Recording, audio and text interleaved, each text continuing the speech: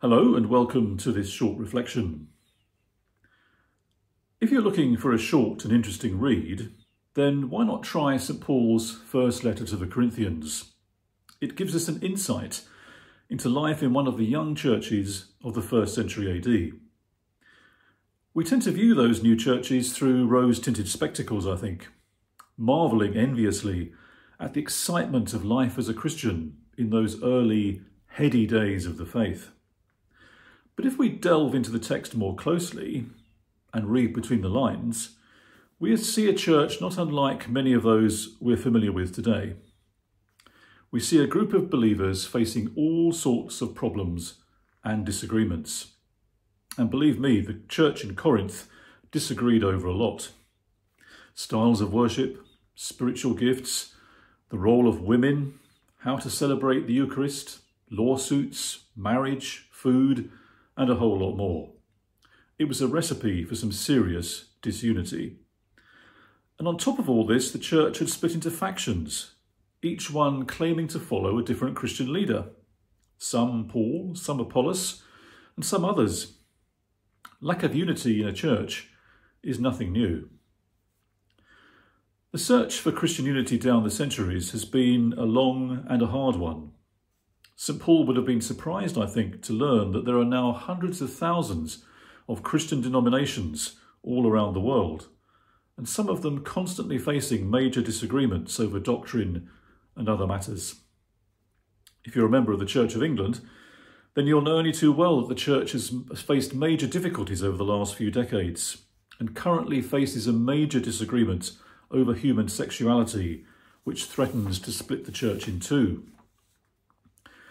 The problem is that unity between Christians doesn't happen automatically. And it was St. Paul, again, who wrote to another of his new churches, the one at Ephesus, that they should strive to maintain the unity of the Spirit in the bond of peace. Real unity will only come if everyone is prepared to work hard to achieve it. And it's not always easy to show humility or tolerance, or to try and understand other points of view, or even to admit that you yourself might be in the wrong. It's hard work, and progress is often only achieved after a very long time. And this is true of both the big issues and also the smaller ones that may affect an individual local fellowship. Perhaps at times of disunity, we need to remember those things which do, in fact, unite us.